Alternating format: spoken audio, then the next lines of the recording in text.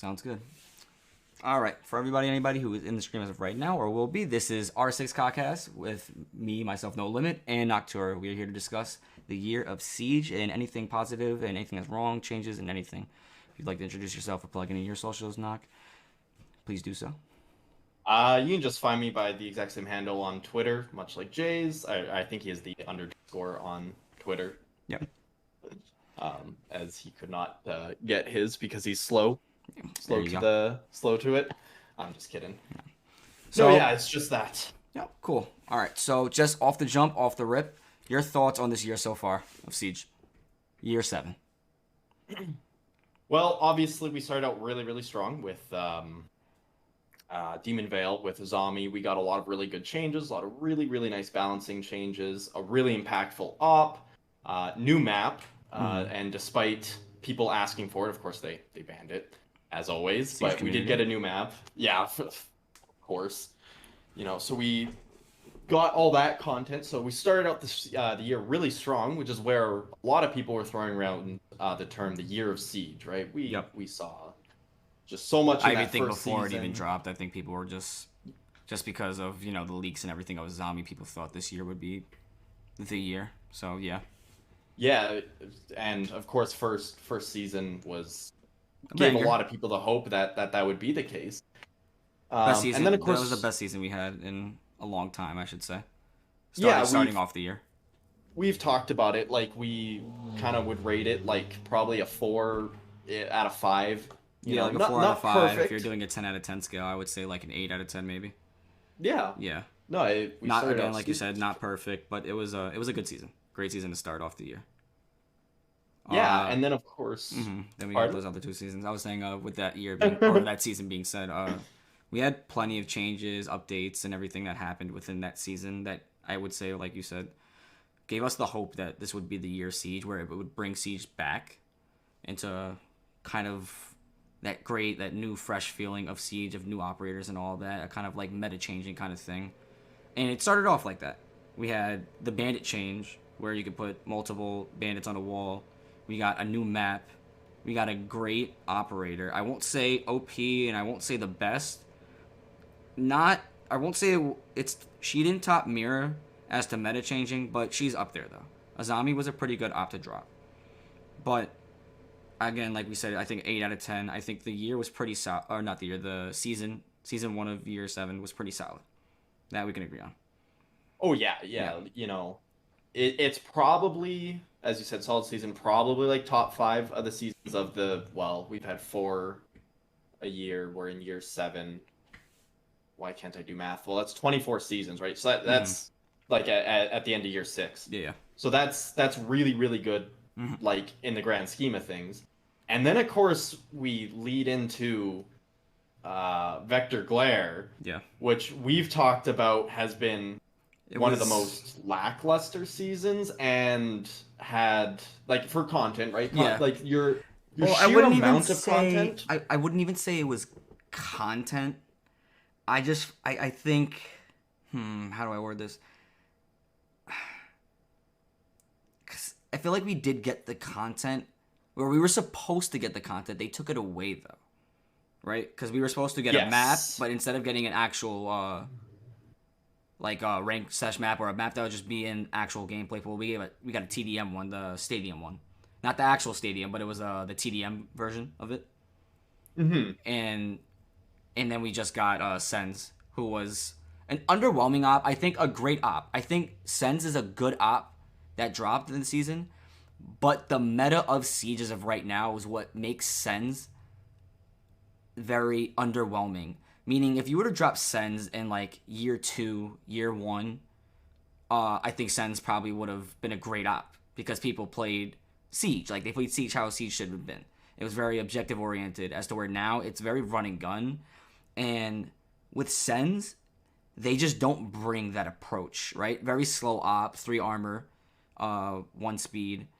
And they just can't keep up with their gadget. They have a very, very bad gun, as most people would say. I personally don't mind it, but it's a bad gun.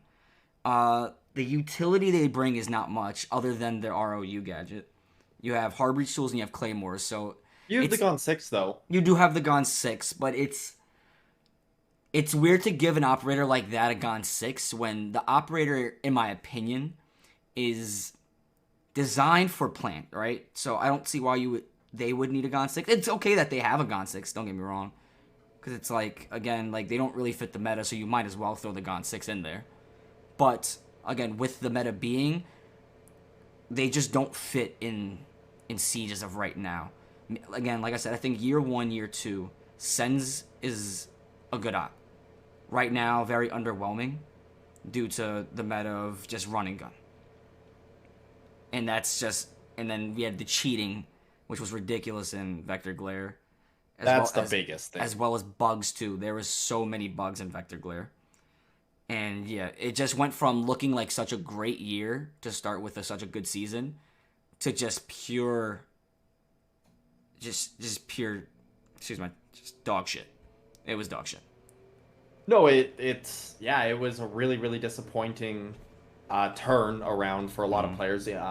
Especially because everyone was hoping that the LMG nerf was coming at the beginning of the season. That too. And we have talked about it. Like, looking back at it now, it did make sense because next season they reworked all of the recoil, and it probably would have been a really weird jumble to like increase the recoil by a lot to then where it is now. So it probably would have been a weird thing, admittedly, so I can't necessarily fault them for doing it, but that doesn't discount the fact that it did really hurt Vector Glare. Yeah. Yes, you know, I agree. That was not to mention, for the gameplay, right? Yeah. It was struggling because you didn't really have a new op that you could see, so it wasn't really groundbreaking there. Yep. You had LMG, you would always have like 2 LMGs on the board, right? Bare minimum always. Finka because she was overpowered. And then anytime Zofia, if you weren't choosing Finka, you're trolling. Right? Yes. And then I agree. Zofia, who was strong. She wasn't nearly as much of a, but you would have those and it would add to it. And then on top of that was also when you had a lot of nades on attack. Yes. So then nading from below it made defense just feel so hard on certain maps, certain sites, and that was despite the new attacker not bringing anything to the table. It was really jarring, and it motivated a lot of people. Yeah. It was, and then, like you said, it just, LMG meta, you just had no reason to ever choose the new op. And then with nades, neither, as well. Which was funny, because I actually don't blame Ubisoft for doing this. They gave Sens a bad gun, but I think they were scared to give Sens a good gun because it had 50 bullets and it would have made the situation worse. Yes, 100%. I guarantee you that's why that gun sucks as much as it does. I agree with that, but I'll also disagree because I think it's a good part that they did that, but also I wouldn't be upset if they were to just make it an LMG in the meta, because I would rather now, looking at it, I would rather have an OP op now, because now you know what's wrong with the op, right? 100%. As to where, because Sens is like weak in the meta, you don't know what to balance that operator with. No, 100%. You know, and when we move on to Brutal Swarm here shortly, like we'll get into that even more, because the next character is even a bigger showcase of that. But 100%, it's a lot harder to be able to balance a character, like pull them up from under rather than to push them down from up top. Yeah. You know, like I've seen a lot of actually, admittedly, really, really interesting ideas for Sens, but we would never know if they were to actually work, unlike if, until they're actually put in. Unlike Lion, right? Yeah. Lion, you could, like, when he came out, admittedly, I'm not saying that was acceptable, but when you look at Lion, what do you need to take away? Oh, take away his outline, guaranteed, like, you wouldn't even have to put that in. You know it would have been better, and, like, everybody could agree with that. Okay. Whereas Sens, like, one of the suggestions that I've heard one time, which again is a creative solution or a creative like boon in the character's favor, is you make it so sound doesn't pass through the wall. Okay. And so like it's a cool idea in theory. You will never know if that actually will benefit the character unless it's actually put in, which is a lot of resources to do that. Although I do know that's a concept, but where I would say that concept would go wrong, Siege, again, we all know how shit the sound can be in Siege. So no, that's there's a going to be whole certain. different. Yeah, that's. I get what you're saying though. It'd That be was a just neat an idea. example. Yeah, just a throw out. Yeah, I get it. It was just a throw-out idea, but regardless of what the Mhm, idea is, you mhm. would not know if it were to have a benefit. Like, let's say CG has a perfect audio. Yeah, You still wouldn't know if it actually had a benefit until it's put in, like, if it that's would true. actually be. Yeah, I agree. I agree with that. And then with Vector Glare as well in that season, there were I don't think there was, if I looked at the patch notes before, there weren't any drastic changes to any ops or anything. I think it was just straight bug No. fixing the whole time. I think the only change that we got that everybody was asking for and we got was every op getting the one time scope. That was Vector Glare. No, that was actually Demon Veil. Was it Demon Veil? I thought it was Vector Glare. That was Demon Veil. Okay. So Demon Veil introduced every op gets every 1x scope, and then Brutal Swarm introduced every op gets every magnification level below their highest. Okay. So I thought it was Vector Glare that got that. Okay. Yeah, so no, Vector Glare didn't even get that. As we talked about before, the only thing that Vector Glare I think got as like a sweeping change in that was the third secondary weapon option.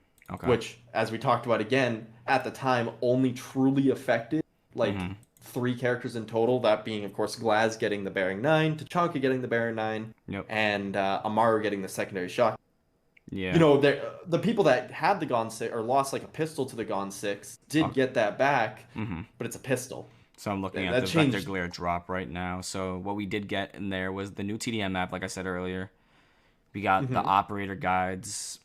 Nothing really crazy. We got shooting range. That was actually pretty cool. We got that. I'll give them that. And then we got screen shake intensity options, meaning like no screen shake. That was a big that was one. That was a pretty big one.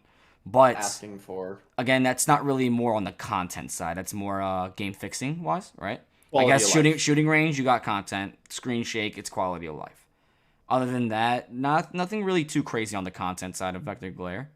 No, that was the only one we both talked about that I can actually give some content creators some credit for. That one was for some content, like in terms of like trying to do stuff specifically with that season. Now, as we've always talked about too, we do both believe that there is always more content Siege to find, regardless of if new stuff is added. The game is too complex for there to not be. You just have to be really creative. Yeah. You know? One other thing with Vector Glare was they said that patch notes will now be separated between platforms, meaning PC will get their own buffs and nerfs as compared to where console gets their own.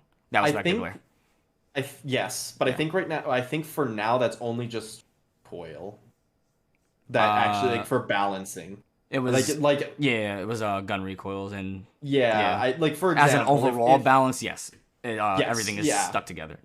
Yeah, if you like play on console, the P90 isn't going to do for some reason 30 damage, whereas on PC it only does 22.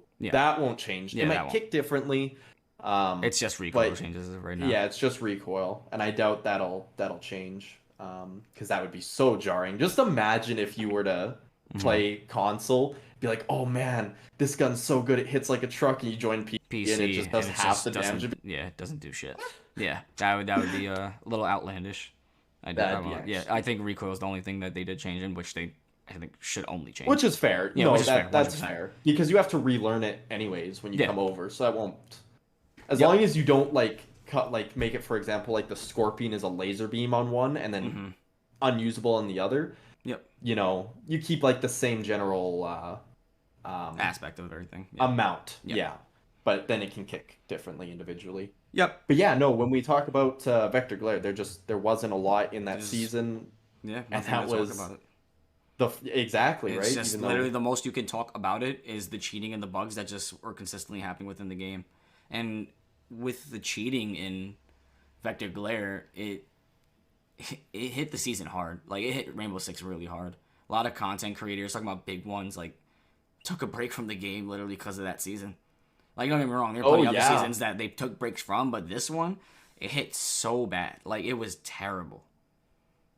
You know, and that is really unfortunate that you say that, because you're right. You know, most of the times when you've seen a content creator take a break in the past from, it's because something has come out, right? You know, I would like to think about, I remember a couple times, he, for example, would take a break from a season of Siege or like 2-3 weeks of Siege, but like he'd always say, "Oh, the Tarkov wipe happened, so I've been playing that." Or you look at Gregor, for example, like he took a break content-wise to look at the Valorant stuff when that came out.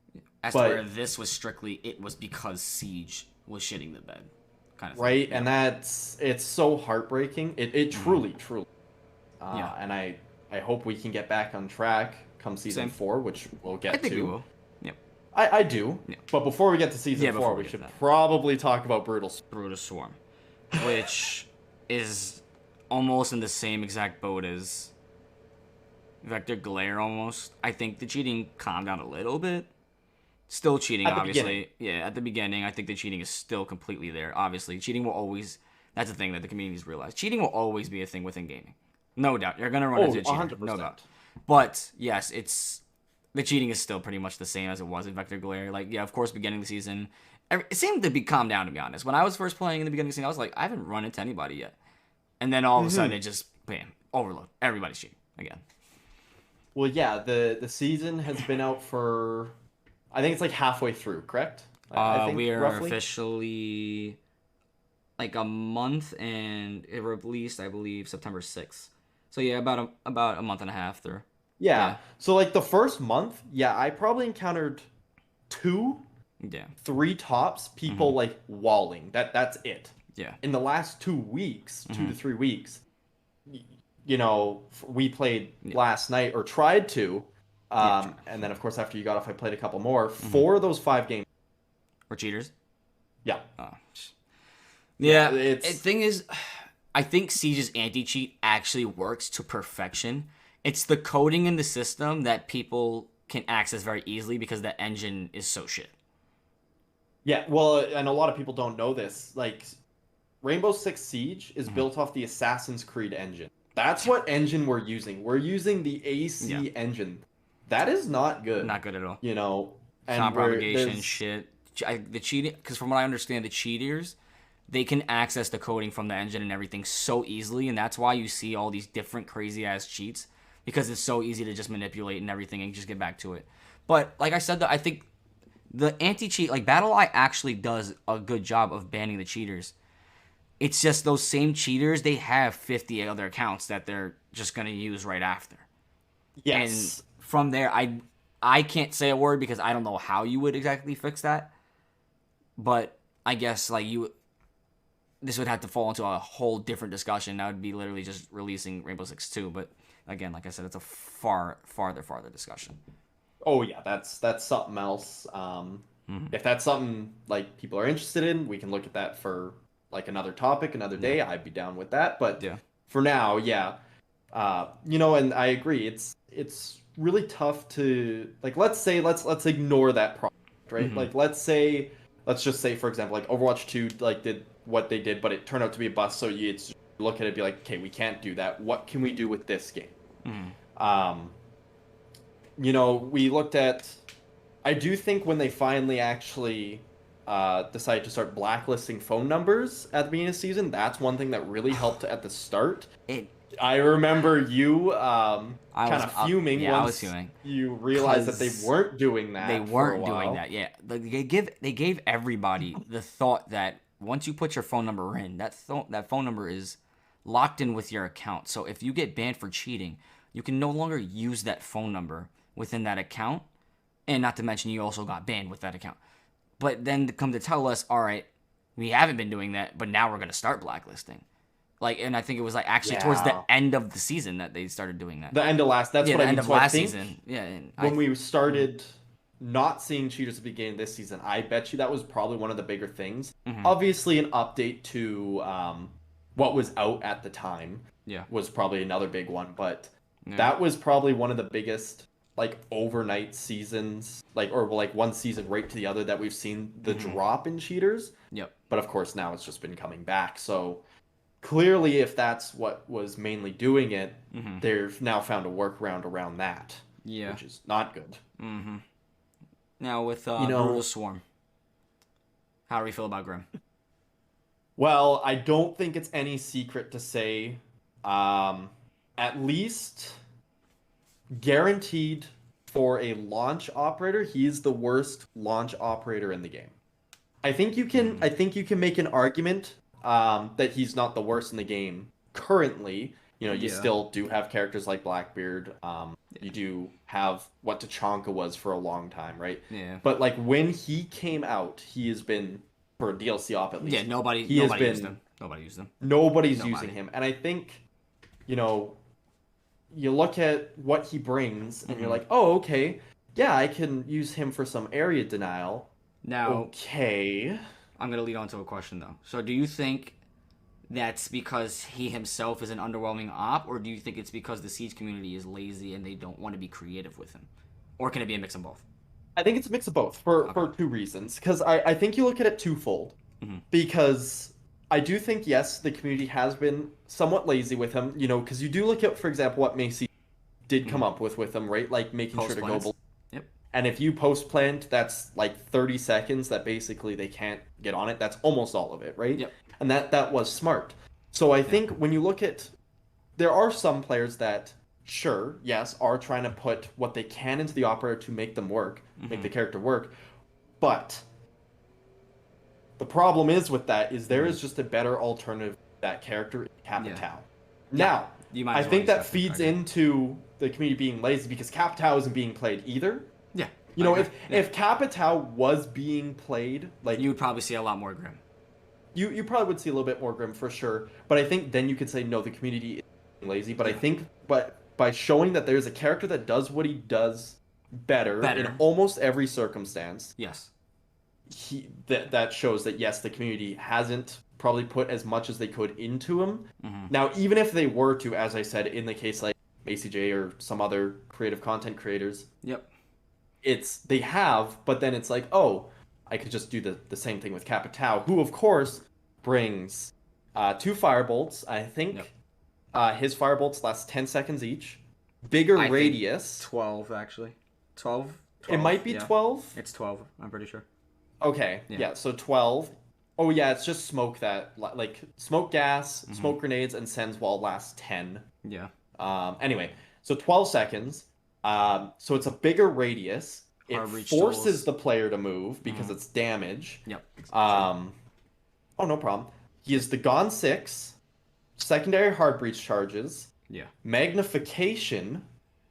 Yeah, I think that's you can argue the commando hard breach tools, claymores. What does Grim bring now? He has commando. He has the CQB. Just normal breaching charges and claymores. Yeah. So I think, like right there, you look at that. He has less, or he has the same amount. Same amount of air quotes throwable gadget, even though they're projectile gadgets, right? Yeah. He has the same amount. In 5, but he has 5 of one type. Capitao has 3, so he has 2 smoke bolts, 2 fire, and a Gone 6. So you have more variety he's there. More versatile with his stuff. Exactly. Yep. Then you have the hard breach charges, which is just better than breach charges. Don't get me wrong. You can do. Yep. Yeah, But it's like, why bring the breaching charges if you have Buck and Sledge on the board? You have no reason to ever bring that. Right. Sometimes, a lot of times, you don't necessarily have to. He does, admittedly. I will say the idea of having a shotgun on attack is actually interesting and something that I would like to talk about later in terms of some things just being fun in the game. Yep. Right? That is something that I will give Grim that. He's a 3-speed on attack with a shotgun. That is just fun at the end of the day. Yeah. And it's not overpowered, and I think there's no problem with having sometimes stuff that is just fun, as long as it isn't overpowered. Yep. But having a whole character that's kind of all they have is not good. No, not at all. I think the issue with Grim as of right now, although his gadget can deploy each 5 of his hives, like simultaneously, like just go do clunk clunk clunk. I think his issue is that you do have to pull the gadget out. I think what Rainbow needs to start doing is start going towards the under barrel attachments, meaning like even go with Ash, because you rarely see Ash nowadays. If you're going, you see more Zoph, you see more Yana, you see way more just people other than Ash as of right now. And Ash could be something better, but again, I think it has to do with the fact that you're so vulnerable when you're pulling your gadget out. And then when you're pulling your gadget out, using it, you have to now put it back to bring your gun out. And sometimes it's hard to work around that. As to where if you made it an underbarrel, kind of like how Buck, you can work with your gadget very well. And I think that's something they should do with Grim as of right now, is just don't make his gadget to where you have to actually pull the whole gadget out. Make it an underbarrel. I don't see the harm in it. Honestly, I think that's the biggest. That'd be like not really a rework, but it'd be a change you can make to him. But I think the quickest thing they could do with him right now is give him a 1.5 at least. He also has no magnification on his gun. I wouldn't even be opposed to them giving him full magnification. He's designed to be a fragger anyways. Yeah. Why not? Just make it so that way, okay, your gadget may be lustered, but you're a 3-speed, now they can take gunfights at any range. Yep. Sure, then he at least has a use in a competitive environment. Now, would you bring something like that over, like, someone else? You know what I mean, right? Yeah. Like, but it would give him some versatility, right? Just straight up give him the ACOG. Why not? Make him a little bit... Yeah. Make him at least appealing to your average player. Or just the 2.0, so that therefore he still gets the 1.5, you know what I mean? Well, so, something of that magnification. I don't know. Just having a one scope and that's it. Again, he just feels so underwhelming. Limited. He's so limited. And as to what people are trying to say, even though he's nowhere near like a Jackal, they try to say he's supposed to be a replacement for a Jackal. I just don't see it. No. You would never send Grim on a mission on his own as to where you can do that with Jackal. I would never say, oh, we have a Grim, he's going to go hunting for the roamers. No, never. Well, that's exactly it. Is he does not fulfill any specific role at all, and he's not good at straddling any role either. Yeah. So, because people thought when he was revealed, oh, he's probably going to be a flank watch operator, because I think people had the impression that the bees were going to last like 30 seconds. Yeah, like stay there pretty much, yeah. Or stay there like indefinitely, right? Mm-hmm. So, he doesn't do flank watch. He doesn't do like an area denial. He's just more so try to get somebody out their comfort position. If that makes sense. Which again, Capitao does. Does way better. Nades do. Yep. Nomad even Nomad. I was gonna say Nomad technically does that even better. Nomad, exactly, right? Gridlock can even do that. Gridlock there's just or at least get them to Gridlock at least gets them to look down. Yeah. At a bare minimum to shoot it, so then they don't have to move. Yeah. Grim, you don't have to. I could sit in that. I could sit in that and care less, to be honest. I could sit in his hives and still care less, to be honest. Well, exactly, right? Because you have the ping, which the ping isn't bad, but of course the ping's at the right. Yeah. So let's say you're holding let's say your bunker. Yeah. In border, right? Let's say he launches his Kawan there, and you're standing on that pillar right there, right? Yeah, the pillar kind of on the left. You can be leaning left or right. All I know is you're on that pillar. So at the end of the day, he can person Oregon, right? there. No, border. Border, pillar, bunker, in armory, half wall. Armory. Okay, half wall. Gotcha. Okay, sorry. Yeah, so you have that pillar there. So let's say you shoot the hive there, but and that's even if it hits the person because the area is so small. That too. Okay, cool. He is on that pillar. He, again, could be leaning left or right on that pillar. So you could go to pre-fire one side, and he's on the other. So, And not that you want to make him a solo op, but at the same time, it's yeah, you can do that, but if that wall's not open, you're getting nothing out of it. Exactly, right? So, like you said, if he's at that half wall, he's at the pillar part, you shoot your hive, cool. You're getting your pings on him, but if that wall's not open, he's still just chilling there. You didn't force him out. You just have information as to where he is. That's about it. All you got out of that whole scenario was that somebody's there. That's it. That's all you got. You're not forcing him out. Yeah. And playing in Diamond Elo, as aggro as everybody is, I'm gonna stay in that position. I'm staying in that position. You're not kicking me out. I'm gonna sit there and so is everybody else. We're gonna stay aggro at that position. You didn't force me out. Because Capitao, you send a fireball over there, you actually have to move out the position because you will die if you stay there. Yes. Oh, yeah. You will eventually, no matter what, die if you stay there. Mm-hmm. Whereas Grim, right? Well, and sometimes, like for example, if we pick Bunker as a an example, Mm-hmm. it is actually like worse for the player, like playing in Bunker, to try and run, trying to make that gap between pillar on Mm-hmm. half wall and sandwich. Mm-hmm. You're probably not gonna make that, No, right? no, not at all. So you might as well just stay there, have them have that information for a total of 6 seconds. That's it. So that also means that, they have to like, and let's say you just stay prone there too, right? That Yeah. means they're forced to try and just nade or something off of that intel or vertical play. Mm-hmm. You don't even have to necessarily peek.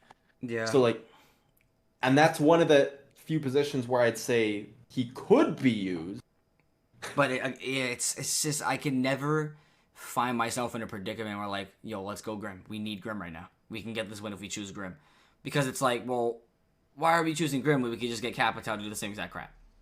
Exactly. It's just there's never, I don't see any circumstance where I say I gotta go Grim, unless again like I want to have, I just want to be that different person and just try something new kind of thing, which leads into that's why we only see the creative content creators using him in reality. Mm-hmm. And I think it also falls into the Siege community is completely lazy because you can get I think you can get creative with him. It just takes the right mindset and the right amount of people to keep using him to realize, oh, maybe he does have potential. Because I think he has potential. I just think two quick changes you can give to him as of right now. Get rid of the breach charges because there's no point of him. I don't see him really ever needing breach charges. I don't see it. Why? You have the shotgun if you need to really start breaching and shit. With a great shotgun at that. And then I would say give him a 1.5 and give him flashes. Bare minimum. And give him flashes. I actually, well, you could give him flashes, but I would not even be opposed to, I know we talked about earlier nades in the past being too prevalent, but taking away one or two of his charges on his main gadget, give him nades.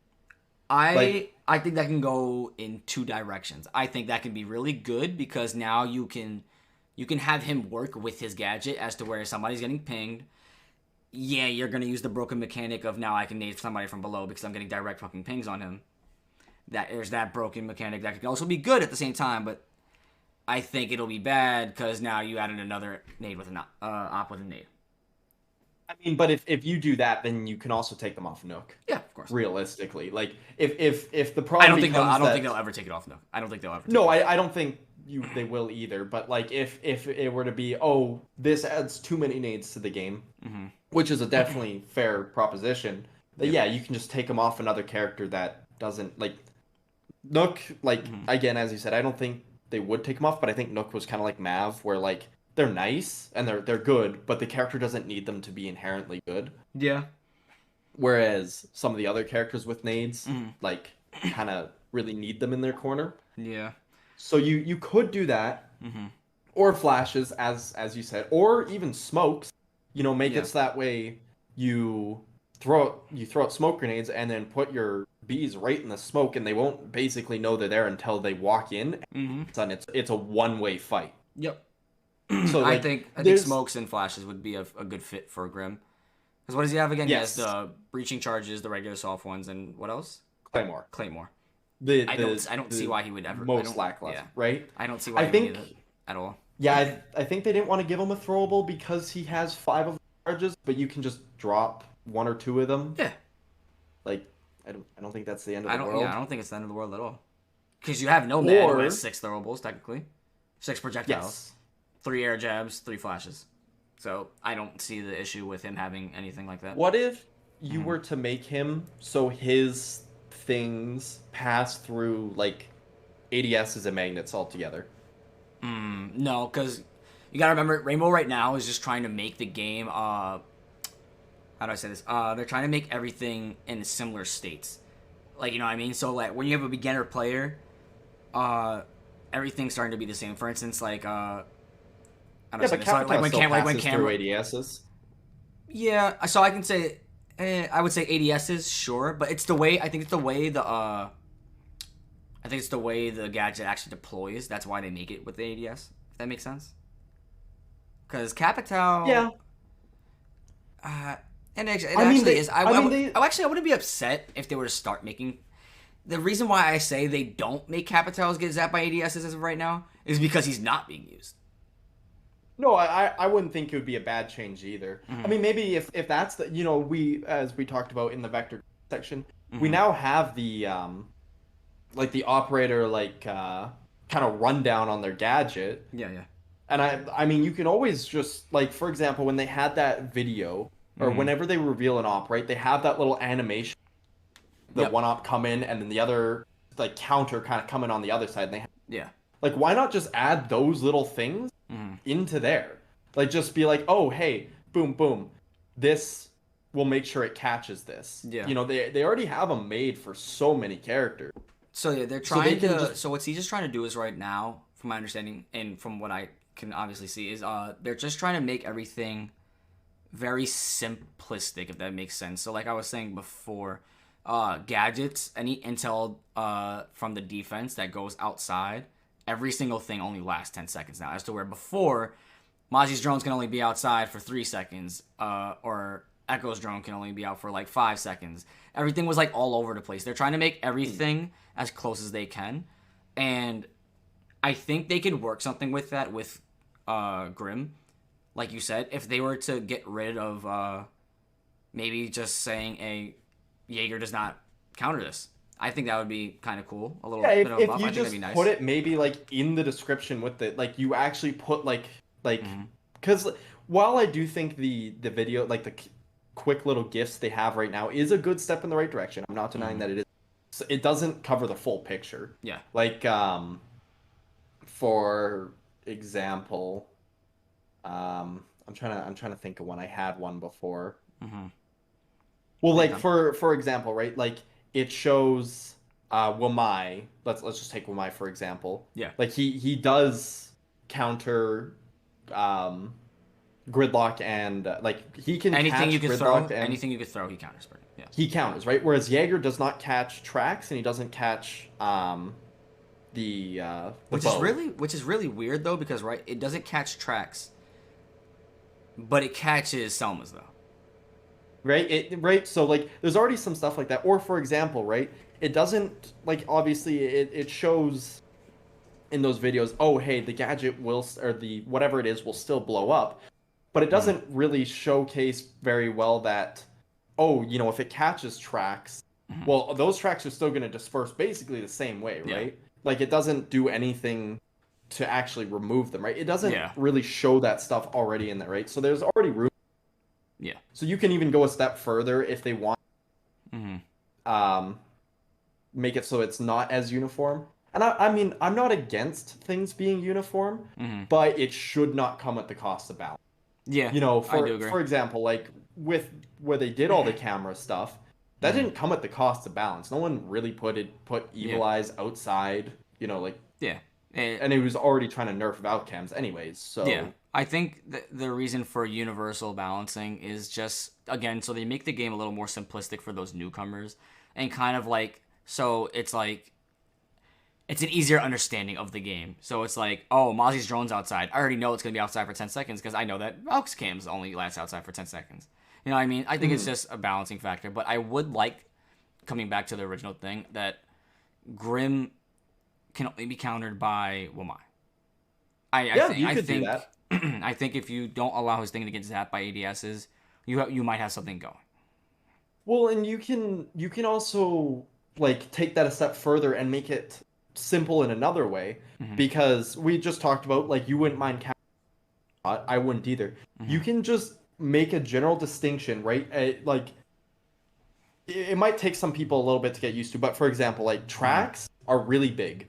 Grim's little ball, well, little is really big. Yeah, it's actually. You can just give people kind of the inherent idea that if it's a bigger object, ADSs can't catch it. Yeah.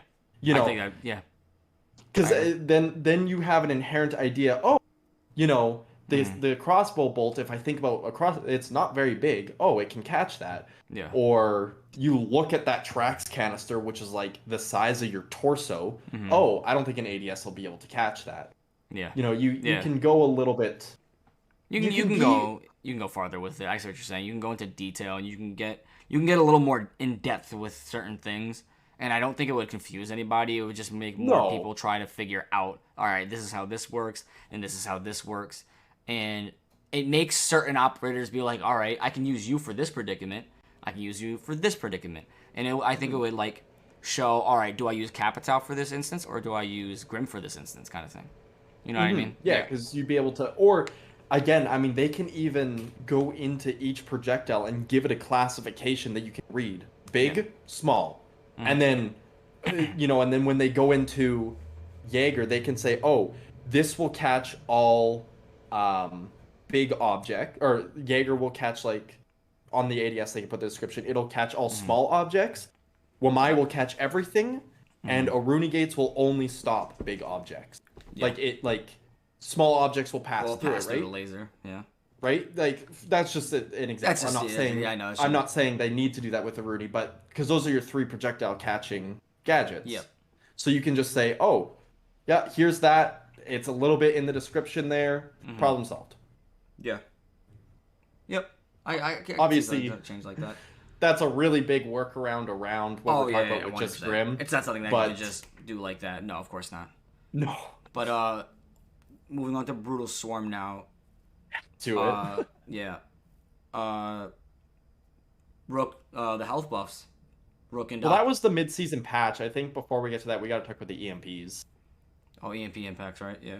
Yeah, because those have been probably like the second biggest change this year. They're really straightforward. They're straightforward, but I think they're great for one. And I just think the Siege community is so brain dead and lazy.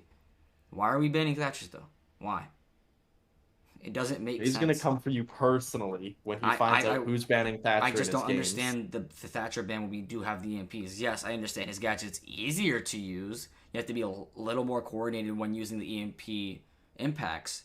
But still, it's like Thatcher, when do you ever actually see Thatcher used for gadgets aside from a wall? Meaning, when do you... 100%. Like, Thatcher is literally only used for Kaid or Bandit, or if you still use fucking Mute on a wall for some reason. In your standard rank game, you are 100% right. I don't understand it, because it's, again, it has to do with the community being lazy. You can leave Thatcher on a board, but get somebody who knows how to bandit trick, and he becomes... I would rather see you ban Mav or Ace. 100%. So that now your bandit tricking is 10 times easier. Because don't get me wrong, it's hella hard to bandit trick when there is an Ace on the board. But you can still manage it, though. I've done it plenty of times. I've bandit tricked Aces, Thermites, Habanas. I do it all the time. It's not that hard. And with Thatcher being on the board, too. It's not hard. I don't understand why the community is like, hey, we still got to ban Thatcher. He just makes everything easy. Well, does he? Does he? Or is it just you're too lazy to try and counter him? The only time where a Thatcher ban would be warranted, the only time is if you're Cade tricking. Tricking, pardon me. I agree. That is the only... But people don't do that. Yeah. Like, your average player in high elo does not do that. Now, actually, I guarantee you, if we went in... You know, it's a very common and understood meme. I guarantee you, if we actually... You'd see a lot of people at least attempting to Cade trick. I guarantee it might not happen nearly as much. Like, they might not be successful because, you know, you need to have really good timing for it. But, yeah, like...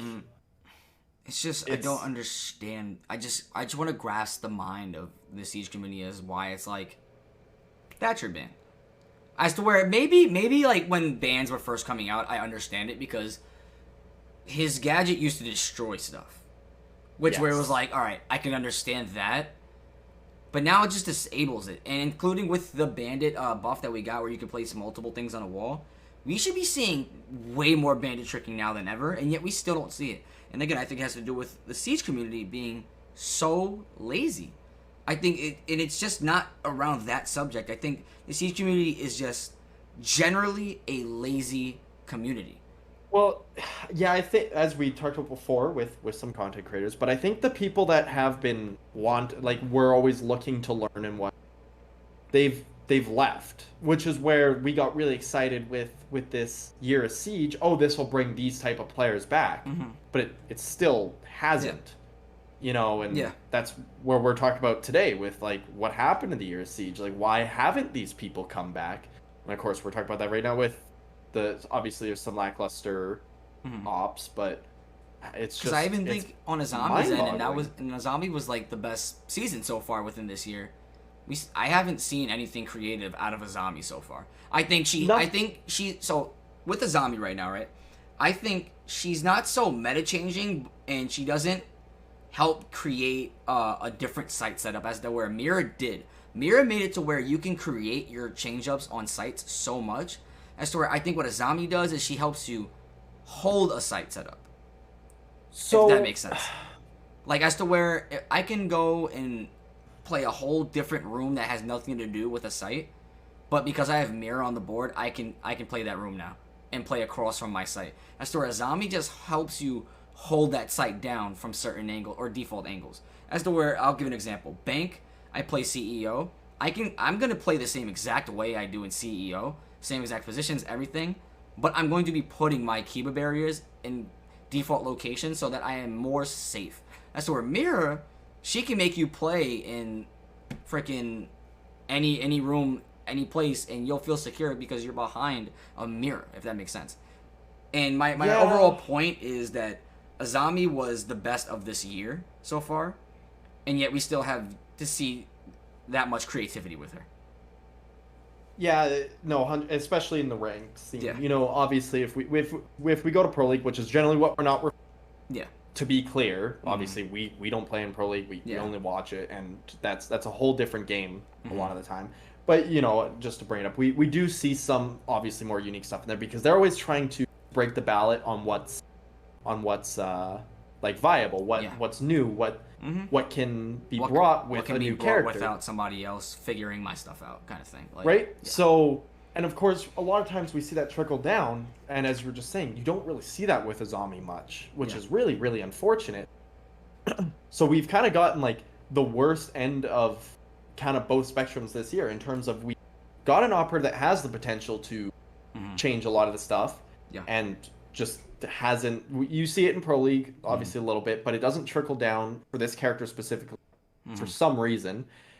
And then you get the opposite with Grim, a character that just cannot be brought creatively. Yeah. So no matter both spectrums of the operative balancing, as you could say, this year have both kind of resulted in it not happening, which I do agree kind of comes down to, unfortunately, the creative side of the community leaving as a majority and just being left with the ranked gunners. Yep.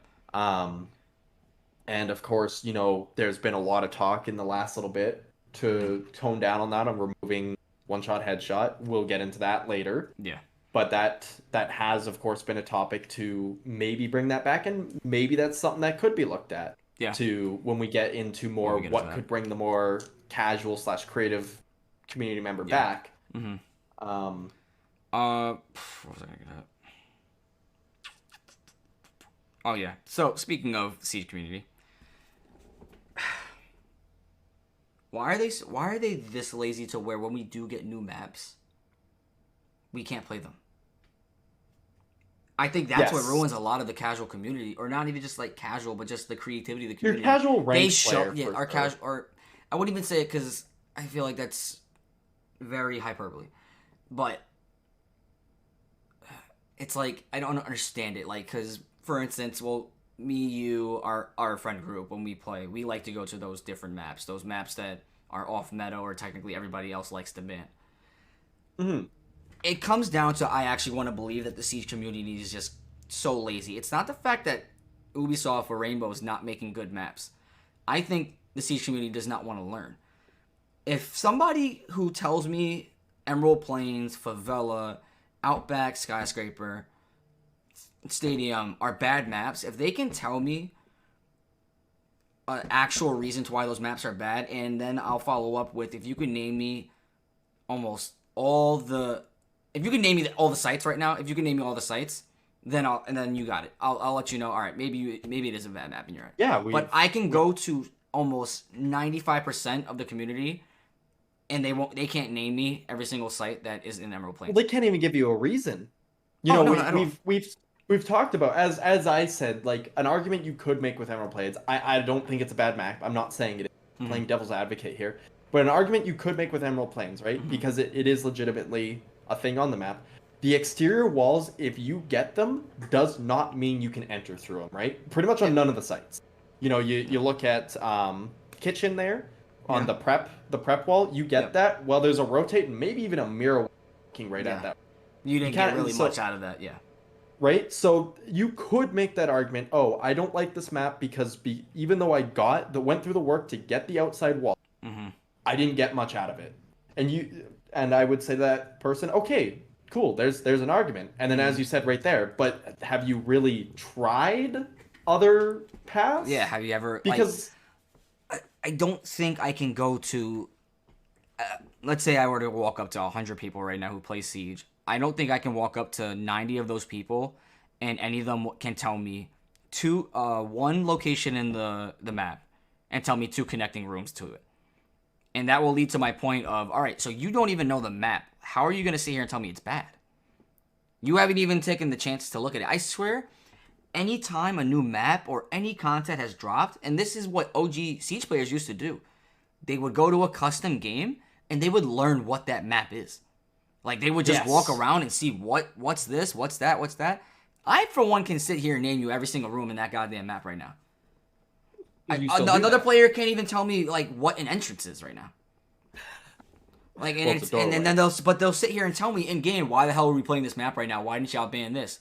Well, maybe it's because I'm not a boring ass player. Like, I like to go around and explore and how to actually be a creative player within Siege.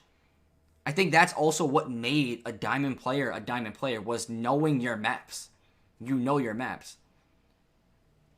You look at way back when bandit tricking was first discovered. You saw bandit like the number 1 picked off for like that month because everybody wanted to go and do that. That's what, like, people were excited to not just win a gunfight to win a round back then. Yeah. And that has really, really, really, as we've been talking about this little bit, disappeared. Like, it's really unfortunate. And that was something that, I was hoping the Year of Siege would bring back is those types of players. And it just hasn't. And it's crazy because it's like, Year 1 Siege. Not to say that Year 1 was better, because it's nowhere near better than what Siege is right now. No. We're not making that argument. But within the player base, it was like, yo, I just bandit tricked both Thermite's charges. Your team would be rewarding you, like, yo, bro, you're goated. Yo, good crap, because I was your only hard breach at the time. But aside from that, your teammates would be like, yo, good stuff. That's crazy. You're the freaking MVP of the game right now for doing that. Now it's you do that, and it's, well, did you get the 3K? You're trash, bro. I don't want to hear nothing.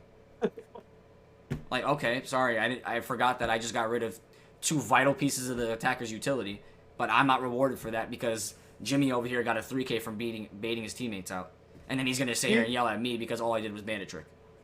Do you think that a cause of that or something that could be contributing to that is the lack of the average player to be able to get into any sort of competitive scene because there's no sort of tier 2 or tier 3 support really from Ubisoft? Because that could actually be part of it. I think the reasoning is, and it's so indirect, it's the point system. I bandit trick a Thermite, all I got was 20 points for that. As to where, because I bandit tricked both those Thermite charges, and let's say I even got all the ace charges, they can't enter site without entering a door right now. That just changed the attacker's whole round.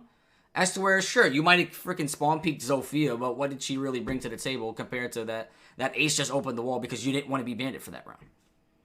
And now they opened the wall to sites, they opened everything up, and they won the round. I think the point system needs a rework. I would say, just spitballing here, make kills 50 points. And people are going to be like, I don't really care for the points. Don't lie to yourself. You see that 100 plus, you feel great right now. You're feeling great. Because I'm one to say it too. When I kill somebody, I'm like, oh, that 100 plus looks good on the screen right now. As to where I bandit trick, yeah, me as a diamond player, I see that and I'm like, I feel good right now. I got rid of both Thermite charges. I bandit trick, got 20 plus. All right, cool. But now let's say I got freaking 75 plus and I bandit tricked. That feels 10 times better. That encourages me way more to keep going for that. I get more points for an assist than I do bandit tricking a Thermite charge. That seems absurd to me. Well, maybe, like, and we obviously we talked about before. We'll go into like a for year 4 or like season or year 8 season 1. But this would I'll kind of do a like jump ahead into it just for a second. Yeah, no. You can go on. You're good. I genuinely believe scoreboard because it is the best way to like what they should add to the scoreboard because it's the best quantification we have of performance in Siege right now, which is still not perfect because Siege is such a complex game. Mm-hmm. Cost should be added onto the scoreboard. Cost should straight up be added. Yeah, I agree. I think, and if it's not going to be cost, at least put plant and diffuse on the board as well. Yes, 100%. They could just do that. Because cost includes that. Cost stands for kills, objective, survival, and I can't remember what the T stands for.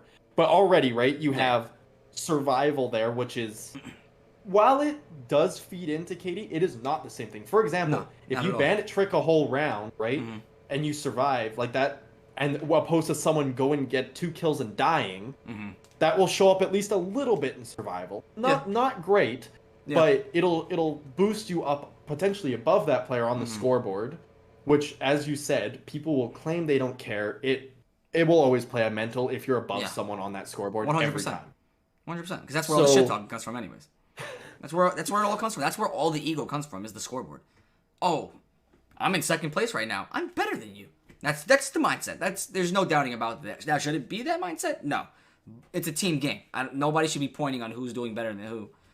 But no, and we all fall victim to it. Like, we all do. We all do it. So that's what I mean, right? So if they were to add cost onto there, and is what puts you like on spot of the scoreboard instead of points. Now you can still do what you were talking about before, make some people feel a little bit more rewarded for, by giving them some points. You know, Ubisoft can move in the direction of, like, as a general rule, the amount of points that they can try and get you cut out is indicative to what, like, how impactful that was, and they can even make you're cutting out certain stuff. Oh, am I? Yeah, you're cutting out. Sorry. Oh, just letting you know. How's there? You're good. Okay. They can even make it so that way, so they can make it so points are, they can try and quantify, like, certain actions impact via points. It might be tough to do, but they can do a better job of it. But then you can also, for example, make some stack, right? So you can say, oh, did you get, or let's say you got 2 kills or 3 kills, right? So that's 150 in the posed. Well, because you got a 3K, that third kill gave you 100 extra points. And then you can reverse that. Oh, you got both exothermic charges. The first one, because it could have been a fluke by you shooting it or something or whatever, right? Yeah. It could be like, oh, you got 2. Oh, there's an extra. There's an extra 100 on top of that because you actually successfully did it. It wasn't just some luck or something like that. Right. So then they can try and make it so it stacks in certain ways. Like if you did all of one thing, or for example, you reinforce 6 reinforcements by the end of it, you're. I think reinforcements need an up on how much you get. 10 points for reinforcing. You know how many times I've been in a siege game where I literally put 7 to 8 reinforcements up and I only got 80 points. But guess what? One guy got a spawn peak and he got 100 plus more than I did, and I just set the whole goddamn site up. Right. So yeah, they can make that stack. They can make it so first is only 10. Okay, or like your first 2, 10 each. Okay, you got. Your second, or like your third and fourth. Well, that's 30 each, or something, or like 40 each, right? Or just double it up, make it 20. Or just double it on each, right? Yeah. Just make it whatever, right? So then it shows, oh, I did more through this prep phase, or like I did more here, or hell, I mean, you can even. It'll encourage players to actually now set site up. I think it'll encourage people. To an extent, because like I said, I think it's more of a mental thing. To where people see points, and of course people are going to be like, no, I don't really care about it. It's a mental thing. We like to see the points up. So I'd like to see the stacking. I actually do agree with that that concept. That'd be kind of nice. And if you're going down that even more, you could even, like, you know, we talked about like just adding cost to the scoreboard. You can have like 2 separate scoreboards, because I know there's some games that do this. I cannot think of which one I had in mind off the top of my head. But I know there's some games that do this, that will have one scoreboard be like a really basic view. So let's say it has kills, deaths, assists, plants or like objective and then cost, right? If you want to Pretty put basic. You can even take assists out of there to simplify it even more because assists you perfectly don't fine really with that. really need. Nobody really cares about the assist, bro. But then you can like make it so that way while holding tab, right? Let's say you're holding tab and then you press like 5, whatever. Oh, I moved something. Hold on, I'll fix it as I talk because I accidentally pressed my Windows button. I'll hop on to something then. So with that, even you can even take kill death off the actual scoreboard itself. And let's say like under your icons, like your operator icons, there's a K/D that's under your icon, and the number changes literally right under it. So it's like, oh, how many kills does this guy have? Oh, he has that much. Rather than pressing tab, like, you know what I mean? Like, you can put cost on the scoreboard out. I seen somebody, I forgot who said it, what content creator said it. Just get rid of scoreboard generally. You don't get. They could do that too. You don't get anything out of seeing the scoreboard. You don't. No, nothing. You could do that too. You could go, like, I think that like both are actually good ideas. I think you hard one way or hard the other way. Either you like deck the scoreboard out, so then, as I was gonna say, you have like one scoreboard that's simplified, and then like let's say while you're holding tab, you press 5 and it brings really really detailed one. Yeah. Like that has like the amount of reinforcements you put up, like for crying out loud. Like it can just have everything if you wanted it to. Yeah. Or just get rid of it altogether. I actually think the best play Ubisoft can do right now, or Rainbow, whatever you want to say, get rid of the scoreboard. I think getting rid of the scoreboard would actually be best. For one, it'll get rid of stream snipers. I think that'll help. I think that'll get rid of a lot of stream sniping, toxicity, griefing. The only thing I would say it might trouble is having to report somebody who was griefing. Well, you can just, or just get make rid it then. Yeah. So that way, like when you press tab, it just shows the names. No score, no nothing. It just not even names. Just like show the operator icons, I guess. That was it. Or something. Yeah, just something so you can still access someone's profile so you can click report or click send friend request, click block, whatever you need, right? Yep. Speaking of scoreboards and like HUDs and everything, how would you feel? Because it's kind of on another subject, but kind of in this mix a little bit. I think they should get rid of all chat. I think all chat needs to go. There's nothing beneficial about all chat nowadays. No, it's nothing but toxicity and griefing. I think actually all chat, believe it or not, is a reason why a lot of the casual community does not play. There's so much toxicity that goes down in that thing. Now, as to where you played year 1, 2 Siege, even before somebody would type something, it most likely to be like, yo, that's something new. I've never seen that. Yo, nice shot, bro. Nowadays, you suck. You're a fucking rat. Like, I have not had my all chat on for almost a year now, and I feel like my experience is 10 times better, and I encourage people to keep that shit off. You know who we play with, and I always tell them, don't respond to that shit. I swear it's so toxic. Just don't listen to that. I think it's a reason why a lot of people don't play Siege that much is because of how toxic it can be. Yes, I mean, you know, or make it no like game is free of a toxic community, but yeah, of course not, of course. But I think if you're gonna have an all chat, make it a command. You have 4 sets. You have GG, nice shot, well played, some other. You could do that. No, that's not a bad idea actually. That really isn't a bad idea. And then you can like. Yeah, that's actually really not a bad idea if you make it. Because again, like nowadays, what am I getting out of all chat? Like, what am I actually talking to somebody about in all chat? No, yeah, I've had like over the last 2 seasons, I probably had one actual like decent experience, like in actually, well, it was a good experience, I will say, in all chat, and that was in an unranked when I was just like messing around playing Grim, like I was just doing a bunch of B puns in the chat, and the enemy team joined. That has happened once in the last 2 seasons. So 100%, I think like all in all, yeah, you don't need. Obviously, we're not talking about removing team chat. That is something that should still. Again, it is a problem. That one's kind of because that one's in the mix as well. Speaking of, I think the reason why I say team chat should go as well, I think chatting overall should be going, is because there's still toxicity within that. There have been so many female gamers that I watch that play Siege that get griefed by their own teammates because they're literal females. It's so...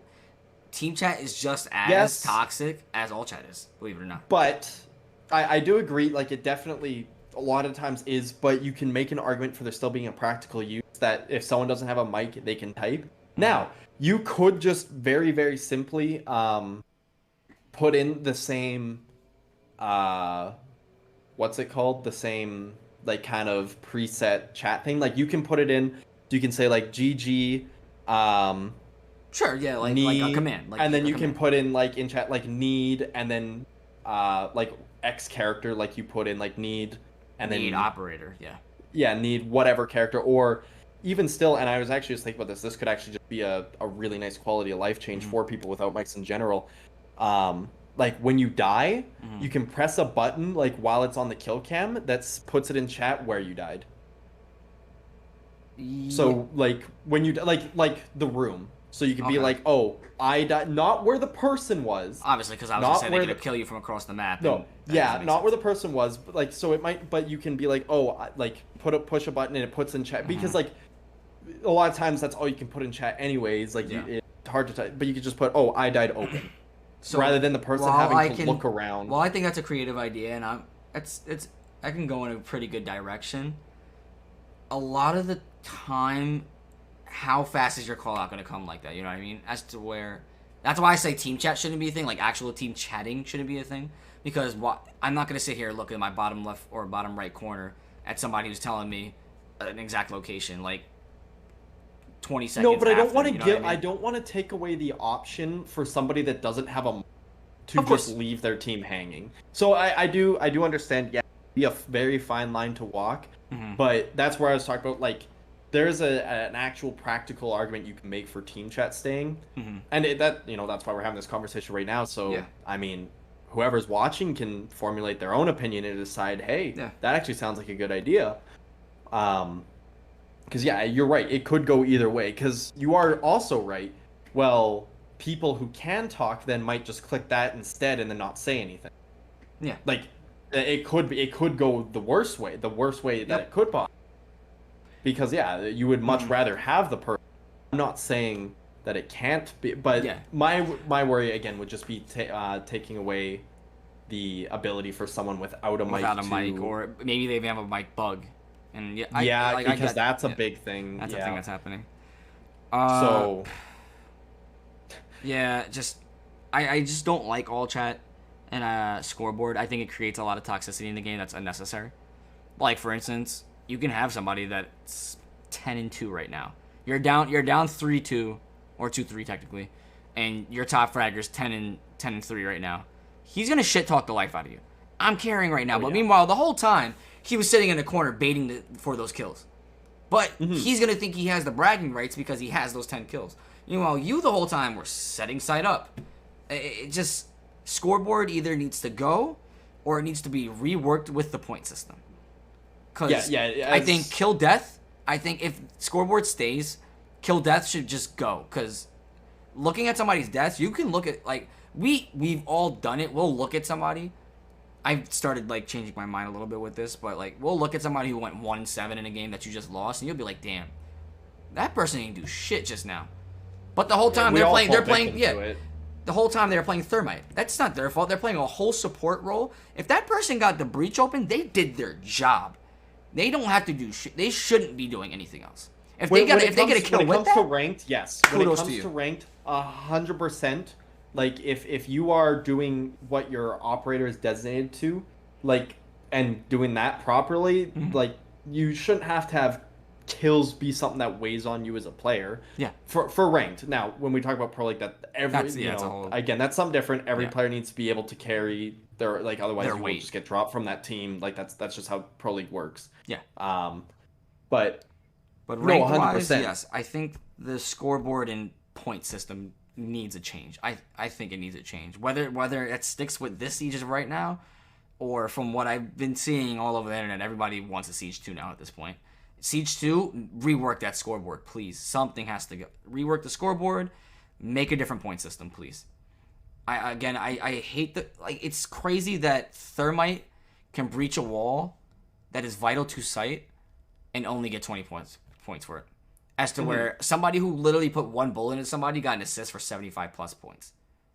Yeah, or hit someone with a Maestro Evil Eye twice. And now they're getting 75 I think you need to do for that. 15 points minimum damage in order to get an assist. Assist shouldn't be a thing at all. That itself does not show for anything.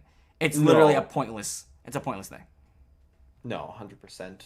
Well, with being on the topic of this being like a hope for the future of Siege, should we move into like stuff for season 4? Oh, season 4. Well, so yeah, from what we know, season 4, new operator. So content-wise, new operator, new map. Yeah. Which for anybody wondering, we won't like no leaks. We're not spoiling nothing. There's no leaks. No leaks. We're just saying what they've told us so far. What Siege has actually told us. New op, new map, permanent arcade game mode, and what was the other thing? There's one more.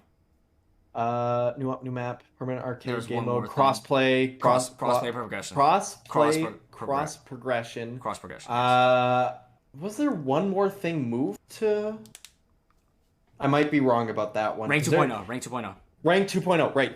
That's the other thing, which is actually something that's 5 promising things. That's 5 promising. All that. If that comes this season, already I think the season is a banger. Or this year is a banger. Like not I would say the year itself rating scaling 1 through 10, I would say it's an 8. If all that actually fulfills and drops, and Ubi doesn't go back on their word like they did for 2 seasons, I think it's been a great year then. Well, and that's what I want to do here real quick with season 4. I want to do a quick reality check. Yeah. So let's take a look at those 5 or 6 things. So first up, we have the new op. Obviously, we're not going to, but there's no reason for a new op to not release, right? Like they've never missed an operator minus Operation Health, but that was something actually planned and whatnot. Like they've never missed an operator, so that is guaranteed one thing that'll come out. Now, will the op be lackluster like Grim or strong like Azami? That's yet to be seen. Yep. But no matter what, that is one new op. Okay. And while I won't go into any details of the map, I've seen some stuff. There's no reason why the map shouldn't release either, given like the state that I've seen it in at the time that I saw it. So I think those two for sure, no matter what we get in season 4, which will admittedly be pretty close to matching the amount of content we got in season 1. So admittedly, that by itself, so long as the operator isn't like super weak, is already a better season than the last 2. 100%. Agreed. I agree. So I think those, no matter what, are going to come. We can push those aside. So now let's look at, I guess, the next plausible thing in the permanent arcade playlist. Always a good thing. I think that brings the casual community back into life. I think that is a really good one for the casual. Or I think that's a really good one for if a player picks up Siege to play a couple games, then they stick around and mess around in that. At least, like, let's say they put the rotation to every 2 weeks. At least every 2 weeks, that person's coming back. It might not pull in a new player, but it will keep someone that played it a little around, and maybe even bring back some really casual players as well. Yes, I agree. I think it'll revive the casual, not revive to the full extent of what it used to be. It'll keep it stable, but it'll maintain a pretty decent balance of what casual players are and sweat lords are, pretty much. I think you're not gonna catch somebody sweating in Golden Gun. You can't really do that. Like everybody's a one hit. You can't do it. Like.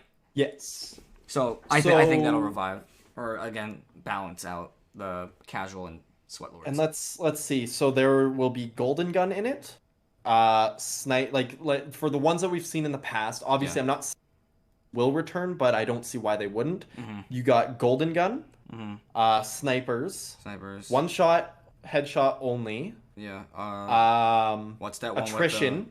What's the one where they choose the ops and you can only choose it for 1 round? That's it, right? I'm correct. If you die, then you lose it or something. Yeah, something like that. Like for that half. So there's 4 right there. I think I'm missing 1. We said maybe legacy mode. Maybe. That I don't see why I don't think they can do that. Because I think there's something within the structure of because remember in that mode they brought back Old House and there are certain ways that there's Old Hereford. Yeah, and there's certain ways like it couldn't work out. Yeah, it'll remember there's spaghettification coding, so once they put that in, Lord knows what can happen with the rest of the game. So yeah, if that was a true legacy mode that worked properly, then it would be, I think, worthwhile. But I think even the state that it was in wouldn't be crazy worthwhile. You know, Doc and Rook didn't have their ACOGs back for whatever reason. Pulse and Castle had ACOGs for some reason, never having ACOGs.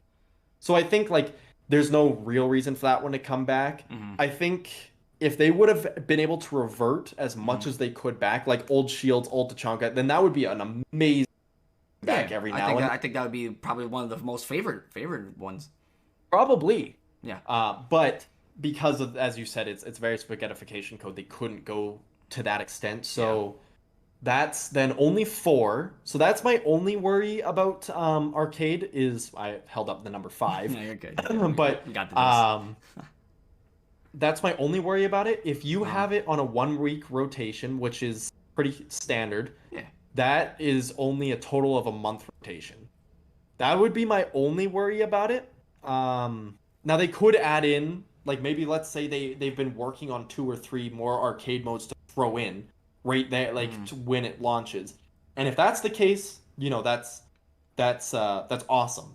Maybe they'll do that. Amazing. Or what if they make it kind of like map selection, but without the selection part? Like they just randomize. I see what you mean. Like make it so it's 1 map per rotation, or like 2 maps per rotation. No. Meaning like like the arcade games, like it, like you literally just see it randomly choosing what mode you play. Like rather than you actually getting to choose what mode you play, I don't think let every single. I don't know if maybe the game's able to handle all that at once. But I think it would be able to. I don't think that would be the best course of action though for maintaining an average player though, because first of all, like they might get, for example, like one-shot headshot like 5 times in a row, get burnt out on it, and then not play that. Like should they be like, oh, I want to play Team Snipers, but I don't get it. Whereas if you have the rotation like weekly, that person's gonna probably hop on every Tuesday to play the new one, or at least every 4th Tuesday to play their favorite. Okay, right? Bare minimum. So that it kind of creates a hype. It kind of creates like a little hype. Yeah, kind of there's a reason to come back. Like for example, while I think the game I'm about to bring up has many issues. I'm sure everybody in chat or watching the video agrees. Halo Infinite, right? Yeah. But I have hopped on they've even done this poorly, I will say, but I have hopped on every week just to see what's in the shop. And then maybe I'll play a game, right? Because the way Halo Infinite works is every week the shop rotates out. So like if you have something that is different every week, at least to a small extent, there's a chance the player hops on, oh, they play one thing of one-shot headshot. Oh my god, my aim's actually doing pretty good. Yeah. Maybe. Okay, I could see. There you go. Yeah, I can see. Like, I think I actually agree with that. It creates a little bit of a hype for this week I played gun game. Oh, I'm probably gonna. All right, I'm done with Siege for right now. I'll come back. Actually, yeah, that's something they could do. Obviously, while the actual event itself wouldn't work, they could really easy they could really easy put what gun game was into a what's it called, so easy. Yeah, I think they implement it somewhere and somehow. But you got it. I was just about to say, because they already have had the ability to add TDM modes into Discovery, because that's what Team Snipers was. So yeah, that's true. What else? I think what I was getting to with that is there's no reason for, or I think that there's a very small margin that permanent arcade playlist doesn't release. I think that one's safe to put in the realm of releasing. Again, I think I'd be worried a little bit that maybe, but I think just putting it out is better than not anyway. Oh yeah, 100%. And this is all to say that hopefully, again, Ubisoft doesn't go back on their word with some of these things. But that's why we're doing the reality check. Yeah, if everything sticks to what's being said is going to release in the season from what they've said, not leaking, from what they've said, then I think this season will make up for a lot of what the last 2 seasons have not brought us. Now, kind of going towards what you said, actually, because off the top of my head, you said something about them like bringing skins back, or you said you go into Halo Infinite to see what's in the shop and all that. I think yes, they'd have a rotating shop. I think Siege should start doing that. It doesn't hurt. It does not hurt. It's for one, it's already against TOS to sell an account. So rarity is already not technically a thing. It shouldn't be. It shouldn't, quote unquote, should not be a thing within Siege. So bringing old things, which they've done already with the Blood Orchid skins and all that. So I don't see why they wouldn't bring old skins back. It doesn't hurt anybody. You know what I would say? Like, for instance, if you were to bring Glacier or something else back, or like some Glacier, I wouldn't. The only reason why I wouldn't for Glacier is because Glacier you had to pay actual money. Yeah, but I'm saying like just skins generally. I'm saying like maybe put like maybe put a little design on it that shows this isn't the original skin then. Like for instance, you could do that. You can literally maybe put the year and the season that this actually came out on. Like the old Glacier, clearly it's just Glacier. But if they were put a Glacier in the next season, say it literally like have it like lasered on that says Year 7, Season 4 on it. Well, and like to go with that too, like you know when we look at, of course, back when Siege had 4 seasonal skins, right? Yeah. That was a thing up until Mice. No, because Mice for an Alibi had 5. I think that ended around like Burnt Horizon, kind of somewhere in there. Yeah, they started bringing it. Oh no, because no, Kali and Wamai. Kali and Wamai was it. Kali and Wamai is when they dropped it to 2. Yes, because they only had the one like kind of Rising Sun skin, the purple and kind of yellowish white one, and then the like aqua camo. Anyway, yeah.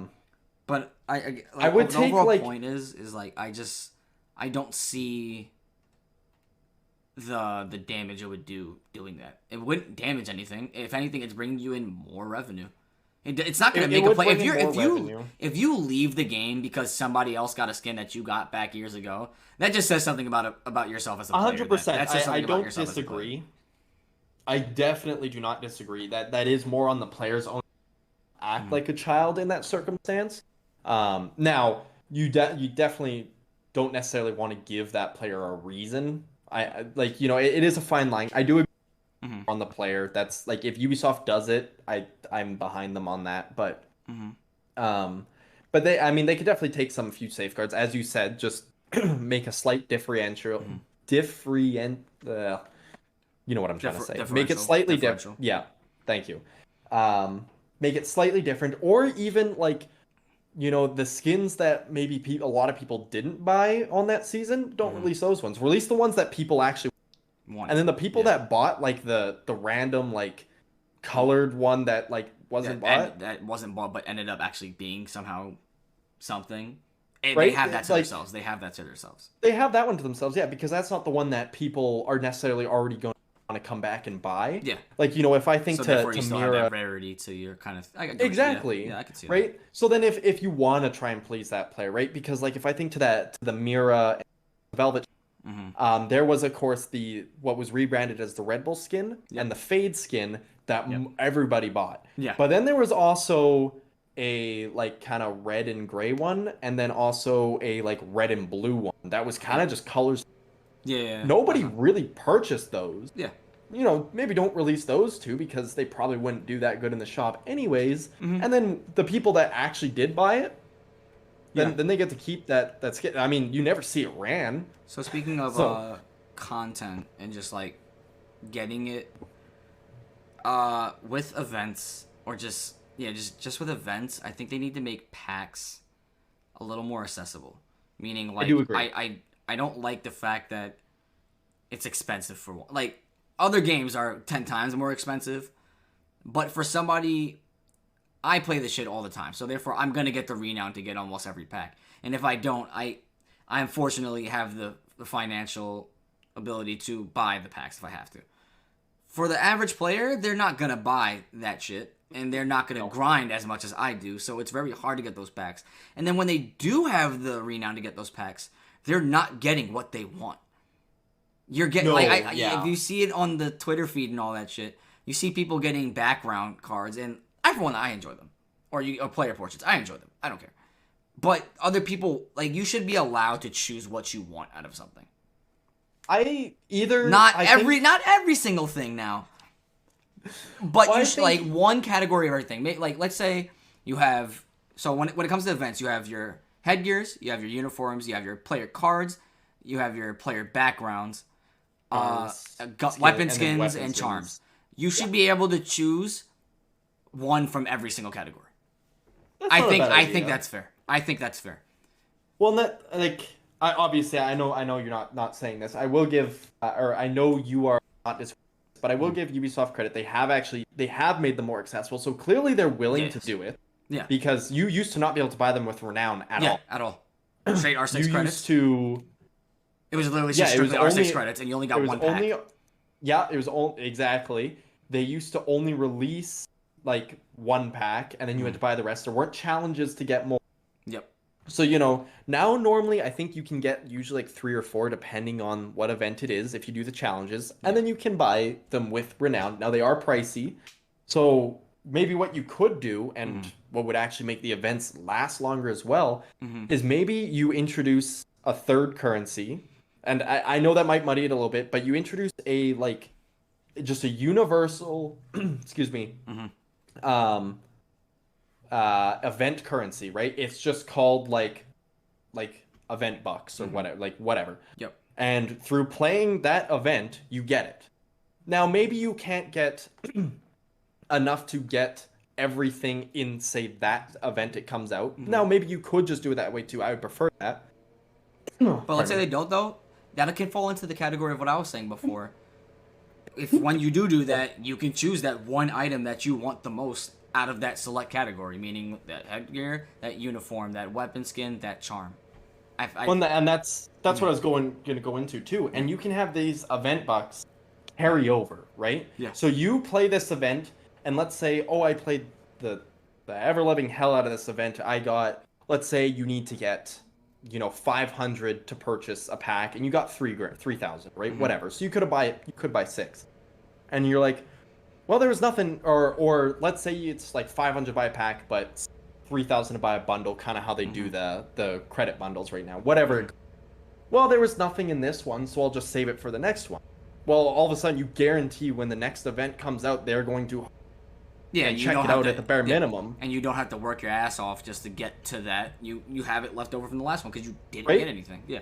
I see that as a win-win. That'd be nice. So, and as I said, they have already shown that they're willing to make them more accessible. Surprise, surprise. I was surprised they actually made them available to make them purchase with Renown. But they've shown they've been willing to do that, so a little bit more definitely would go a long way. So, falling all the way back to just how we think season 4 will play out, kind of falls into this other discussion that we were having. Seeing as how the R6 community has treated Emerald Plains and Stadium, do we think there's a chance that they'll play the new map that comes out season 4? Or is it just going to be auto-banned every single time? No.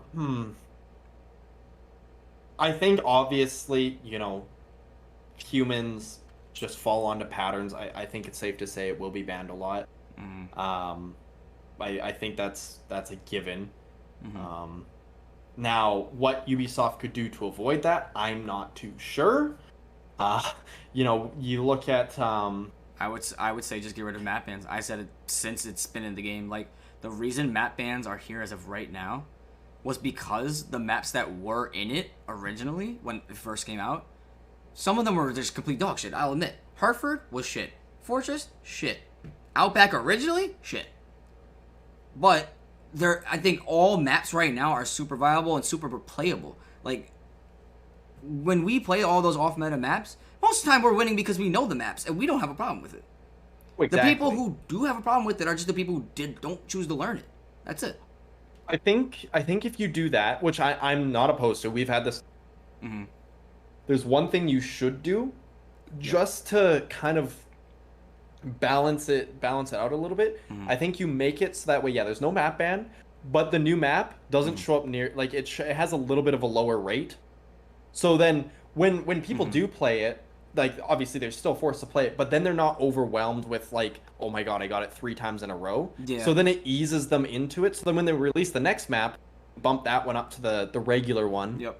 And then kind of do that. So yeah, maybe because on you top just of that, start... you'll have it in discovery mode. So exactly yeah, right. So I think yeah, if you were to just keep it a little bit, nothing crazy, right? You still want it to show up, but you know, for example, they do the opposite right now. If you notice, I mean, while I do like Stadium shows up like 60% of the time in that pool. Oh yeah, 100%. They said they said they upped it though. They put yeah, that in the last that's what I patch, mean. Yeah. That's what I mean. I would actually do the opposite, at least if you're removing the map bans. So that way, yeah, they'll get it occasionally.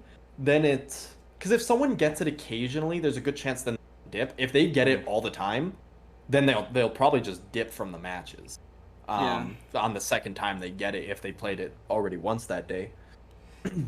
But yeah, no, It's kind of funny though, because it's just like people are like, I don't like this new stadium. For one, when it first came out, everybody was like, they should make maps like this in ranked because it's so clean and mustard. And then all of a sudden it's in it. And now everybody's like, it's shit. On top of that, with that being said, people love coastline and border, but here they are hating on the map. Yeah. It just falls into the Siege community. They're so ass backwards, and it just goes to show that nobody wants to learn anything. It's all right. This is what I have learned, and this is what I'm sticking with. I don't want to learn anything else because this is my peak. And that's so untrue because if you're actually a good player and you're the diamond you claim you are, then you should have no issue trying to learn something and getting to learn something and becoming familiar with certain things. No, yeah, not at all. And that's something very specific. Like it's very specific to FPSs. No other like competitive game is like that. I mean, you look at CS. CS had that problem for years. I mean, you look at it recently. They tried to add into the. I know you're not familiar with, but for example, like in CS, the like competitive like pro league map pool was the same for like 3-4 years. So then they forced a map in there. Like they changed it out. They forced the map in there. It's called Vertigo. Okay. And then what they did actually was they took player feedback and like altered it as it went. So they made it a little bit like it gave the players like a little bit of sense of control. Oh hey, I'm not saying Siege should do that, but they technically already did it with Favela. A little bit, yeah. Favela was complete dog shit when it first came out. We can all admit that. Way too many exterior assault walls. They changed it, but they only put it on ranked. Siege community was getting pissed that we had no new maps in ranked, so they kind of forced Rainbow to throw it in ranked. And guess what happens now? It's banned all the time.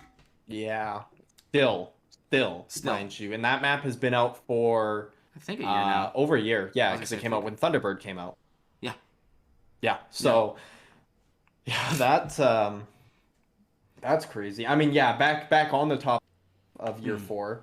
I do want to continue the reality check. That's okay. Yeah, you're good. You're good. We can yeah. with that. So obviously we touched on those first 3.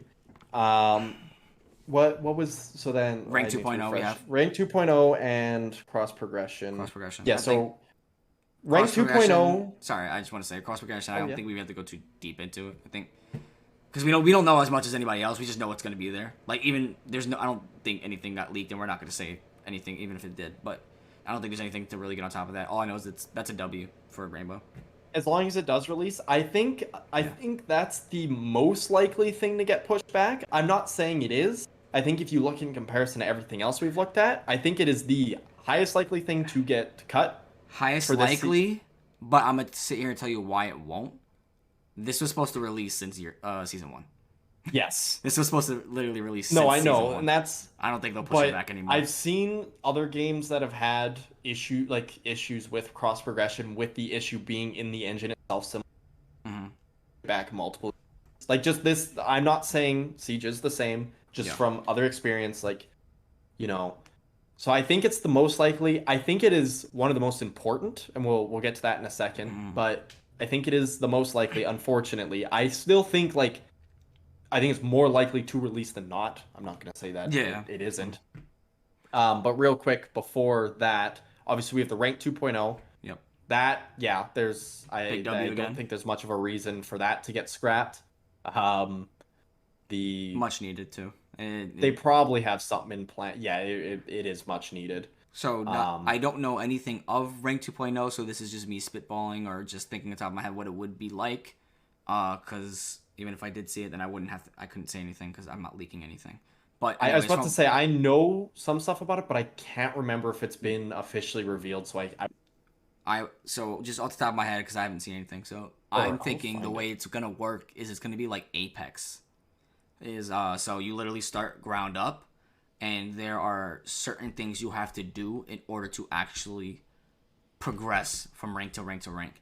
And why I think that is great in Siege is you now have to be an actual committed player rather than being somebody who got a lucky 10-win streak and you got placed in Plat 1 or even Diamond 3. Yes. Oh yeah, I think everybody's on that. Yeah. People that do benefit. Obviously, I think it's just a win-win.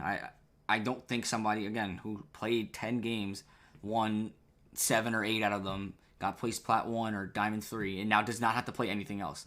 And again, got lucky because this person is actually a goddamn Plat 3 player. We've all experienced it. How is this guy in this rank when he plays like a Gold 1, but meanwhile he's in Plat 1 right now because he won 8 out of his 10 games.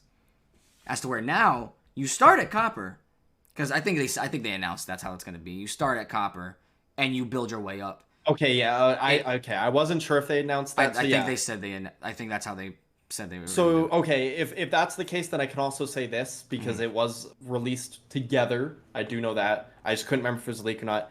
The other thing is, so for people that are worried about that, so of course when the season comes out, it'll be a hard reset, obviously, because they have nothing. It's a new system. There won't be anything to base on.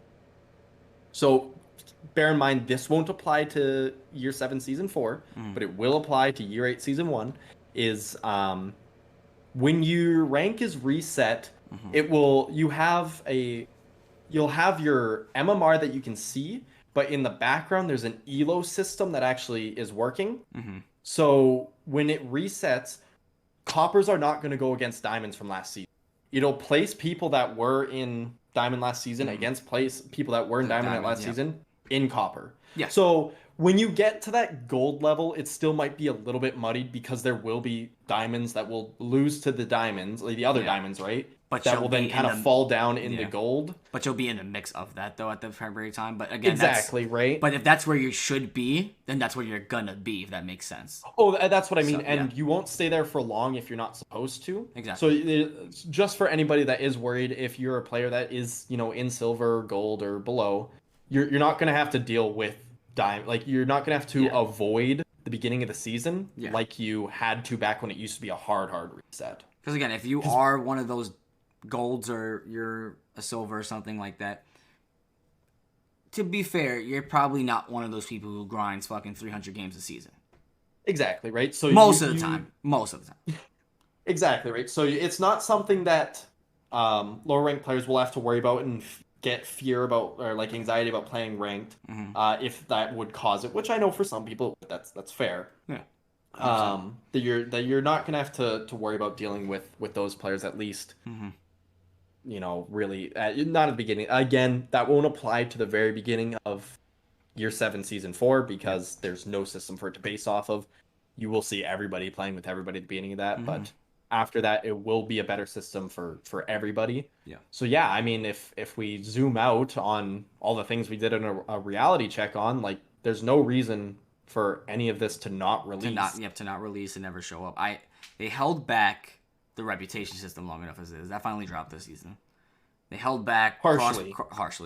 They held back cross progression. So that, I think that has to drop. I'm sorry, that has to drop. It's the most important thing next season. Yes. That's the most important thing for next season for your, like, because we talked about a lot of the stuff like with the playlist and it's a really good to keep a casual player. Cross progression is the only thing next season that will actually bring in a casual player. Yeah. Because now, oh hey, I play this game on PC. Oh hey, it's on sale on Xbox. Let me buy it. Yeah. That will actually pull it in. Or it'll bring back some of your old players that said or who wanted to switch, but they were like, well, I can't because I got to start from ground zero right now. Oh, guess what? Cross progression's here. Guess I can go to PC now. Let's go. Cool. Let me think. I There's know, no reason. There's I know no reason they people shouldn't. that happened to. Yeah, 100%. I know as well. The other day, I was just trying to play with a friend, but like for some reason, Ubisoft is Ubisoft, and he had to buy the game again for some reason on PC. Yeah, I don't know what happened with that. But he was like, I'm not trying to start from the ground up again. So when cross progression comes, he can just transfer that account to that, and then boom. Then with that being said, we got the arcade playlist. No reason they shouldn't drop that. Obviously, operator have to come. And then map. No reason it shouldn't come. That's what I mean. All 5 things are more likely to come than not, and the only one, like again, the cross progression, like just from what I know from other games, but even still, I would say that's like a 75% that it does. There's only like. I would say like I guarantee you it's 100% crossplay comes next season. Cross progression might, like I think if there's any part of that does fall behind, it's that. Crossplay I guarantee you does, because that is easier to do. Like, people don't even know it sometimes. PC can play with Stadia. Obviously Stadia has been shut down. Yeah, so there's none of that anymore. And I do believe Xbox and PlayStation can as well now. No, they can't. No. So what it is with console, it's Xbox One can go against Xbox X, and then PS4 can go against PS5. Yes. Okay. Yeah. Right. So cross progression is or cross play is already in. It's the game. Already in the game. Yeah. So yeah, that one is 100%. I don't ever think they'll do PC versus console ever. There's no reason they should ever do that. I know so many people want it. Even console people are saying they want it. It just would no. It would be a terrible time. For one, maybe PC people might enjoy it, but I don't think console people will. I would. Okay. How I would do it, and I remember Logic Bomb talking about this. And I totally agree with them. Is you like a PC player and a console player can queue with each other, but they only go against PC players, and they have to queue together. Like you can't get matched up. Yeah. So if someone on an Xbox controller is willing to play against mouse and keyboard, then full send it. Yeah. But you cannot randomly get in a game with each other, and if they are queued together, it is the rest of the lobby is PC or another Xbox player that has queued with. So a reason why I would say that probably wouldn't work as well. Well, like why I think that's a good idea. That's a great idea. The reason why I say it wouldn't work, you gotta remember that Siege is a spaghettification code thing. Yeah, that is true. So with that, there's something that's gonna mess up. Cheaters are gonna be able to access that. They're gonna be like, all right, I'm not gonna play in the mouse and keyboard lobbies. I'm gonna full send on over to the Xbox lobbies full of Xbox players to where they can't report me for cheating. That's awesome. Admittedly, it's a very good point. Yeah. There's a lot of that you bring up. Actually, a really good point that there's a lot of stuff in the background that could go wrong. Yeah, I think too much can go wrong. Honestly, as to where I think that's smart of how the system is, I don't think it would work out though too well. And with the topic of console, I think it's not so much a topic and anything that needs to be really discussed. I just think console players need to realize with the mouse and keyboarding, it's not on Rainbow to fix that. No, a lot of people think that it is, and while Ubisoft does play it is mostly on the console's hardware or software. It's the platform to prevent itself. Zims. Yeah, exactly. Yeah, it's on that to prevent Zims. Yeah, and I just you are right. While like you said, there is something to where the game allows that, but it starts with the system itself that accepts the Zim itself. So I just thought I'd throw that out there. Was one other thing I kind of wanted to talk about too. You could throw your mind on this one if you too. I was about to say, I think so the way it works to my knowledge is Ubi can detect that stuff, but they can't do anything about it. So it would be on Ubi, to report that stuff, like what they're finding to said console developer, and then they have to do something about it. So like Ubi can because all matches, because now I think that match replay is also on, it is all recorded. They have access to all of it. Yeah. So you can still see, hey, that's not normal movement on. It doesn't take a rocket scientist. So you can then report that stuff to Microsoft or report like wrong inputs, but you can't do anything about it. But that's where it leads into how do I as a company, Ubisoft, not to say that they're the brightest, but how can they rely on somebody reporting somebody for M&K when I know console players who play on mouse and or not mouse and keyboard. I know console players who actually use a controller that have recoil control of gods and look like they're on mouse and keyboard. For one, I can think off the top of my head, we know Priest, Royal Penguin, like those dudes are insane with the control. Jinxies, they're insane with the controllers. Like they look like they're damn near on mouse and keyboard, but they're actually using a controller. Now, how does Ubisoft play in that and say, well, that guy isn't using an MK or is? I think they would still probably be able to view the code and see what's being put. Now, a Zim might bypass that. I'm familiar on that. But I'm saying like why I say that is because you don't want spam reports now. No, that's true. So, admittedly, yeah, like it'd be hard for that. Like it's really just up on to the the console developer to come up with a solution because they should already just be doing one anyways. Especially because of course, I know Xbox was making a push for this. Is they like are making so Xbox has made the console available to like mouse and keyboard, right? You can hook I'm pretty sure with the Xbox Series X, you can hook up a mouse and keyboard, and mouse and keyboard compatible games will allow that, and it'll work just fine. Yeah. Now, I don't want anyone to take that and think, oh my god, they're making it easy. They're not. Zims exist, right? Zims were there before. What they've been doing doesn't actually contribute to the problem, but it can actually make it easier because they can start to understand what like that software is by doing it themselves. Yeah. Okay. I see what you're saying. Yeah. So they can definitely take the knowledge that they're learning from that and do, because I do feel for players on console. No, I 100% feel for it, because when I was on console, I would get into my plat 2. I would call it there because I already know I'm going against 90% of the people that are mouse and keyboard on console. I never actually had that issue. I'll be honest. Like really? Back when I played on console, like I was only the one season I think then that I actually diamond, but there was not a lot of times where it was more so. I want to say it was the Void Edge season. That's when I officially went to PC because I was like, all right, I think I'm going to try PC now and stick with that. But what was the season before that? Shifting Tides. That's when I came over. So Shifting Tides, both those 2 seasons were when I really started experiencing the MKers. And I had already stopped playing by that point. Okay. Yeah, and that's when I was like, all right, I'm just going to get my plat, call it that.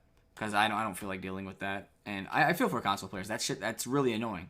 Somebody has a complete advantage over me because they're using mouse and keyboard. I'm on a controller. And I'm not trying to stoop down to their level just so I can get a goddamn rank. It's not going to happen. No, yeah. So yeah, hopefully that is something that can be sorted out. But as Jay said, it's like to make a... wondering out there that...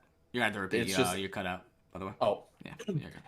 As I would just like to reiterate, like what Jay was saying, like saying to Ubisoft to fix M&K and console, like just it won't do anything. I feel for you. I get it. It's frustrating. You know, everybody has the time where something happens in a game and then you go and search it. You would go and search like your exact question on Google, like why the F hasn't this been fixed, just so you can get the gratification that other people have in the issue, right? I get it. You feel justified. Everybody has it. Yep, you feel justified. Right? Yep. So, but yeah, it's saying that to Ubi won't really do much. And then can be a quick, maybe a longer one. I think it's probably not going to happen within the Rainbow Six we have as of right now. But let's say we end up having Rainbow Six 2, or whatever they want to call it. They need to get rid of third party. Like Tracker, I think it's... Well, they need to get rid of as much third party stuff as they can. They need to bring in an in-house anti-cheat. Maybe not necessarily an in-house or like create a new engine, because we've seen games that try and create specifically for that game. It doesn't work a lot of the time, but at the bare minimum, take that time to rebuild the engine and make sure all that spaghetti code, or not rebuild the engine, rebuild the game on the same engine. It might be rough, but you start from the ground level, so then things aren't randomly tied to each other, like Castle putting a barricade up, being able to drop the frame rate of the entire lobby. I remember that bug. Made no sense why that one existed. Yeah, that was a pain to deal with. So yeah, they would need to go from the ground up on the game itself, not the engine, and then yeah, get rid of as many third-party stuff. So try and develop a new anti-cheat. Try and get rid of. What I meant by like third party as well. I'm pretty sure you're probably gonna touch on this. I well, yeah, get rid of the trackers and all that. I don't like the trackers. That too. Personally, that's just me. Like, no, we should have that. Because I think that's what causes people to actually come to me and be like, man, you have a 0.9 KD. But yeah, did you see the fuck my main was? I main Monty. Relax yourself, buddy. That's one that, yes, if you were to build the game from the ground up in a like sequel similar to Overwatch where it's like half a sequel, then yes, you would want to get rid of that because presumably you have a... Yeah. That's the only issue right now why a lot of people... I would be indifferent, I don't use them anyways, but where I can understand why people would fight it is sometimes you need it so you can just see, oh, that person is a 300 KD. I'm not playing this match. That I can understand, yeah. But at the same time, like if they do have that, like let's say you don't know because there's no third party tracker, obviously the guy's fucking cheating, so you're gonna get your elo back. That's what I'm trying to get at. Like if the guy's obviously cheating, like you could tell from it, yeah, you could cancel so you save yourself some time. But that's all you're doing though, is saving yourself time. Regardless, if you play the cheater, you're getting that elo back. Mm-hmm. So that's what I mean. Like it is a bit of a weak argument, but I would understand, pardon me, the frustration with people if that were to be the case. Yeah, I understand. No, 100%. Any subjects you want to touch on? On a lighter note, I think you have something you want to tell the world about Jackal. Oh, yeah, if we were talking about balancing wise. So if we want to go into the balance factor of Siege right now, I think... Yeah, we can finish up on that for a little bit. If we want to talk about balancing between two ops as of right now. Jackal, Sense. I think if you switch both their armor and speeds, I think each operator in a way benefits. Obviously, it doesn't benefit Jackal, but it balances Jackal. So now, if you give Jackal Sense's speed and armor, which is 1 speed, 3 armor, you make Jackal to where whoever he decides to roam and track, he cannot now keep up. Because most of the time when you do have a roamer, it is a 2-2 or a 3-1, meaning 3 speed, 1 armor. Now, making Jackal a 1 speed, 3 armor, he cannot keep up with that individual while tracking him. Forcing that person to now be a team, kind of a team op, in order to get that person out of position or just generally eliminate that person. Like, you have to play with another individual to keep up with that person. So, that's that. Then you take Jackal's speed armor, which is a 2-2. You give that to Sens, so now that Sens can keep up with their gadget. Because right now, you play Sens, you're the loudest motherfucker in the room. As soon as you're behind your ROU, I know you're behind it because, again, you're the loudest motherfucker in the room. You're a 3 armor. You're stomping everywhere. And you can't even keep up with your gadget in reality. You can't make a play off your gadget because of how slow you are. So making yourself a 2-2, I think, is the play. Switch Jackal, switch Sens's armor speed. I think that works out for both ops. I think that's literally a quick... It's not gonna balance Jackal, but it's a decent nerf you can give him. It's a decent nerf you can give him. Because again, I'll explain it over again. Again, Jackal, you make him a 3 armor, 1 speed. He now can no longer track down those 2-2s, those 1-3s, and keep up with them. Because he himself right now is a 2-2. He can damn near keep up with generally anybody he tracks. He has a great gun already. We all know that. Good enough as it is. All his primaries, other than the shotgun. But, anyways, you make him a 1 speed, 3 armor. Cool, you slow him down. He doesn't track as good as he is. Because if you're going with anybody to track or to roam clear, Jackal's the best at it. Jackal's best at it. He's easy. You literally, all you have to do is move your hand 2 inches over, hold the F key. Boring ass op. He gets banned every time because of how simple he is to use. Also on top of how annoying he is to use. Now, if I want to go into detail with it, get rid of his ping. Like, don't allow him to ping you. Like, make him more of a detective op.